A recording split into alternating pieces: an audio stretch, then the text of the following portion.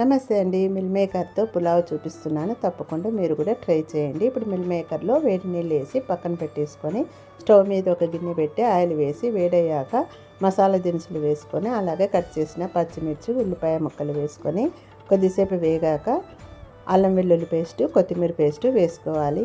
ఈ రెసిపీ వచ్చేసి ఎక్కువ స్పైసీగా మసాలా లేకుండా చూపిస్తున్నానండి. చాలా టేస్టీగా ఉంటుంది, మీరు కూడా ట్రై చేయండి.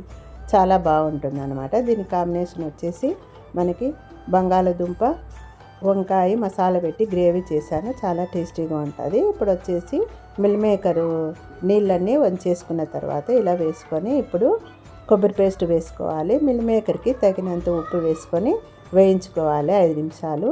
ఇప్పుడు వచ్చేసి రైస్ వేసుకుందాం. ఈ రైస్ వచ్చేసి 3 గ్లాసుల రైస్ గంట ముందు నానబెట్టినవి అనమాట.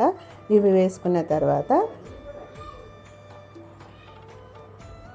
ఒక 5 నిమిషాలు బాగా కలుపుకోవాలి. కలుపుకున్న తర్వాత 6 గ్లాసులు నీళ్ళు వేయాలన్నమాట. 3 గ్లాసుల బియ్యంకి 6 గ్లాసుల నీళ్ళు వేసేసి ఈ రైస్కి సరిపోయేంత సాల్ట్ వేసి మూత పెట్టుకొని చేసుకోవడం అండి. తొందరగా చాలా ఈజీగా అయ్యే రెసిపీ అనమాట.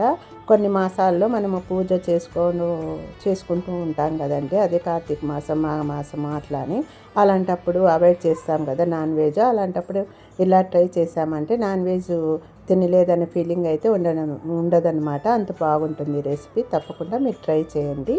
ఇలా ఉడుకుతున్నప్పుడు మీడియం ఫ్లేమ్లో పెట్టుకొని ఒక 10 నిమిషాలు పెట్టుకుంటే మనకి రైస్ అనేది ఇలా రెడీ అయిపోతుంది. అంతే అండి, వడ్డించుకోవడం అనమాట. మా ఛానల్కి 10,000 పైనే సబ్స్క్రైబర్స్ వచ్చారనమాట. ప్రతి ఒక్క సబ్స్క్రైబర్కి పేరు పేరున కృతజ్ఞతలు అనేది తెలుపుకుంటున్నానండి. మా ఛానల్లో అన్నిటి గురించి వీడియోస్ అనేది అయితే ఉంటాయి, తప్పకుండా కొత్త వారైతే సబ్స్క్రైబ్ చేసుకొని చూడండి. ఈ వీడియో నచ్చినట్టయితే లైక్ చేసి షేర్ చేసి సబ్స్క్రైబ్ చేసుకోండి.